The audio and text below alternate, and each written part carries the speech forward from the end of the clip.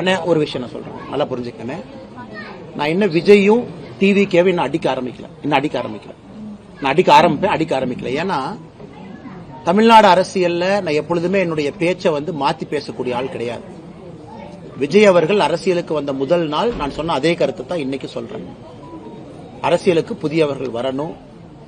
எங்களோட ஒருத்தர் கூட்டணி சேரல அப்படிங்கறதுக்காக அப்படியே நான் மாத்தி எல்லாம் பேச மாட்டேன். அவருடைய பாதையில் அவர் போட்டும். அதே நேரத்தில் இந்த டப்பா இன்ஜின் அப்படின்னு அவர் சொன்னதுக்கான பதிலடி நான் கொடுத்துட்டேன். ஆனா இன்னைக்கு டிவிகேவோ திரு விஜய் அவர்களோ இந்த கட்சியில் இருக்கக்கூடிய அல்லு சில்லுகளை வச்சுக்கிட்டு வம்பிழுத்தாருன்னா என்னுடைய பதிலும் மிக கடுமையா இருக்கும். அதே பிலோ த பெல்ட் நான் போவேன், விஜய் மேலேயே நான் போவேன். அது வேண்டாம். ஒரு நாகரிகமான அரசியல் விஜய் சொன்னனால என்னுடைய பதிலும் இன்னைக்கு நாகரிகமா இருக்கு. இந்த 2ஆம் கட்ட 3ஆம் கட்ட 4 கட்சி மாறி வந்தவங்க அவங்க எல்லாம் வச்சுக்கிட்டு பிலோ த பெல்ட் போகணும்னு நினைச்சாங்கன்னா அதே விஜய் அவர்களுக்கு அதே டிவிகேக்கு அதே பாணியில அதே பிலோ த பெல்ட்ல அதை விட சிறப்பான பதில் சொல்ல தெரியும். வேண்டாம்னு நினைக்கிறேன். அரசியல் நாகரிகமா இருக்கட்டும், அவருடைய பாதையில் அவர் போகட்டும், மக்கள் முன்பு அவருடைய கருத்துக்களை வைக்கட்டும். அது ஏற்கனவே நான் சொன்னது போல இவிஎம் மிஷின்ல நம்முடைய தமிழகத்தினுடைய வாக்காளர் பெருமக்கள் எல்லா தலைவர்கள் எல்லா கூட்டணி கட்சி தொண்டர்கள் தலைவர்கள் சொல்வதெல்லாம் கேட்டுட்டு ஏப்ரல் மாதத்தில் வரக்கூடிய தேர்தலில் அவங்களுடைய எண்ணத்தில் இருக்கிறத பிரதிபலிக்கட்டும். அது காத்திருப்போம். அதே நேரத்தில் தேசிய ஜனநாயக கூட்டணி வெற்றி பெற வேண்டும் என்பதற்காக கடுமையாக உழைத்துக் கொண்டிருக்கின்றோம்.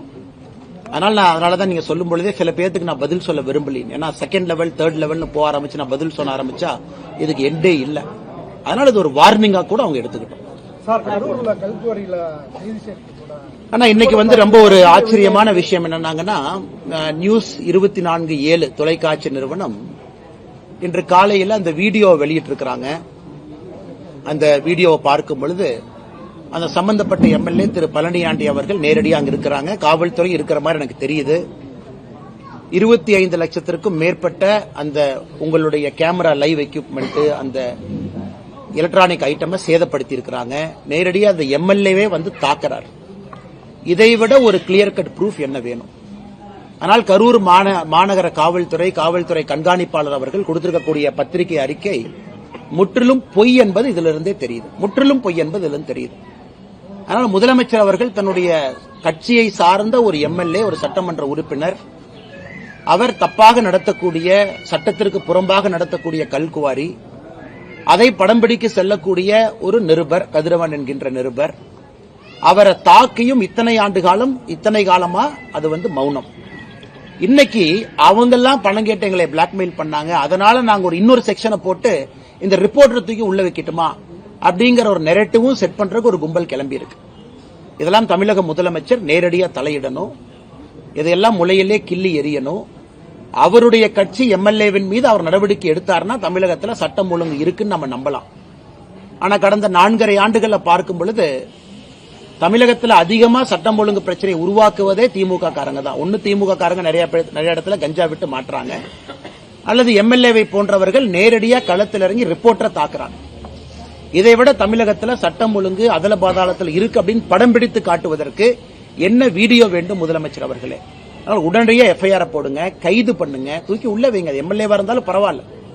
எதுவுமே செய்யாம ஒப்புக்கு சப்பானியாக ஒரு காவல்துறையை கரூர் காவல்துறையை வைத்துக் கொண்டு ஏதோ இந்த குற்றவாளி யார் அப்படின்னா இந்த நிருபர் குற்றவாளி அப்படிங்கிற மாதிரி ஒரு பிம்பத்தை கட்டமைக்கிறீங்க. அதையும் வன்மையாக கண்டிக்கத்தக்க ஒரு நிகழ்வு. முடிச்சுட்டு உங்கள்கிட்ட வர்றேங்க. கேளுங்க.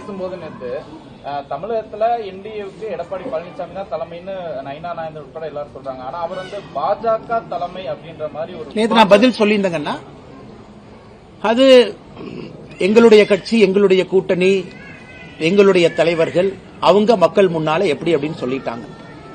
திரு விஜய் அவர்கள் கைத்தட்டு பெறுவதற்காக அவங்க கட்சிக்குள்ள அவர் என்ன வேணாலும் நரேட்டிவ் செட் பண்ணிக்கிட்டு அது அவருக்கு விட்டது. அதனால் தமிழக மக்கள் எல்லோருக்குமே தெரியும் யார் இன்னைக்கு முதலமைச்சரா இருக்கிறாங்க, எதிர்க்கட்சி தலைவரா யார் இருக்கிறாங்க, தேர்தல் களம் எப்படி இருக்குன்னு. ஆனால் இன்னைக்கு விஜய் அவர்களை பொறுத்தவரை நான் ஏற்கனவே நேற்று காலையில கோயம்புத்தூர்ல சொன்னது போல அந்த அரங்கத்துக்குள் இருக்கக்கூடிய தன்னுடைய தொண்டர்களுடைய விசிலுக்காக கைத்தட்டலுக்காக பேசிய பேச்சாக மட்டும்தான் இருந்தோ தவிர ஒரு டெப்தா ஒரு சிந்திக்க வைக்கக்கூடிய ஒரு வாக்காளன எதற்கு நான் உங்களுக்கு ஓட்டு போடணும், எதற்கு மாற்றம் வேண்டும் அப்படிங்கிற பேச்சா இல்லை. அதனால அதை கடந்து போய்விடலாங்க.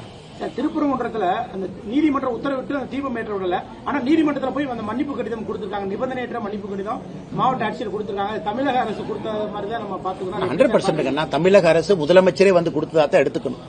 ஒரு மாவட்ட ஆட்சியர் என்பது முதலமைச்சரை ரெப்ரசென்ட் பண்ணக்கூடிய ஒரு ஸ்டேட் இன்ஸ்ட்ருமெண்ட். அவர் அந்த மாவட்டத்தில் ஸ்டேட் யாரு, அரசு யாருன்னு கேட்டீங்கன்னா மாவட்டத்தினுடைய ஆட்சியர், காவல் கண்காணிப்பாளர், போலீஸ் கமிஷனர். இன்னைக்கு அவங்க போய் கோர்ட் முன்பு நின்று மன்னிப்பு கேட்கறாங்கன்னா இது எந்த அளவுக்கு சீரியஸா போயிருக்கு, எந்த அளவுக்கு முதலமைச்சர் வாக்கரசியலுக்காக, மைனாரிட்டியை தாஜா செய்ய வாக்கரசியலுக்காக இதை எக்ஸ்கலேட் பண்ணி இந்த நிலைமை கொண்டு வந்து நிறுத்திட்டார். இன்னைக்கு யாரு பலிகாடாவாக மாறி இருக்கின்றார்கள் என்றால் அந்த மாவட்டத்தினுடைய ஆட்சியரும் காவல்துறை கமிஷனரும் இன்னைக்கு பலியாடு மாதிரி நிக்கிறாங்க. அதனால்தான் நேற்று நாங்க பத்திரிகையாளர் சந்திப்பில் கேட்டது, இன்னும் நீதியரசர்கள் ஒரு படி மேல போய் அந்த ஆட்சியருக்கு யார் போன் பண்ணாங்க, ஆட்சியருக்கு இந்த மாதிரி செய்ய சொன்னது யார்?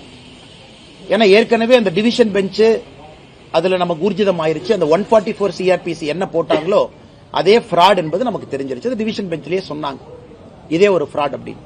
ஆனா இன்னைக்கு தப்பான ஒரு 144 தடை உத்தரவு போட்டு அதுல யாரோ மேலிருந்து கொடுத்த அழுத்தத்திற்கு பணிந்து ஒரு காவல்துறையும் மாவட்ட ஆட்சியரும் தான் செய்ய வேண்டிய கடமையிலிருந்து தவறி இன்னைக்கு தமிழ்நாடு ஸ்டேட்டே மக்கள் மன்றத்தில் அவமானப்பட்டு நீதியரசர்கள் முன்பு நீதிமன்றத்தில் வெட்கி தலைகுனியும் அளவுக்கு இன்னைக்கு நிலைமையை கொண்டு வந்து விட்டிருக்கிறாங்க. இதிலிருந்தே புரிந்து கொள்ள வேண்டும், கலவரத்தை ஏற்படுத்துவதற்கு முயற்சி செஞ்சது யார்? பழிய வந்து இன்னைக்கு நம்முடைய கட்சியின் மீது, நம்முடைய தோழர்கள் மீது, சகோதரர்கள் மீது போடுறாங்க.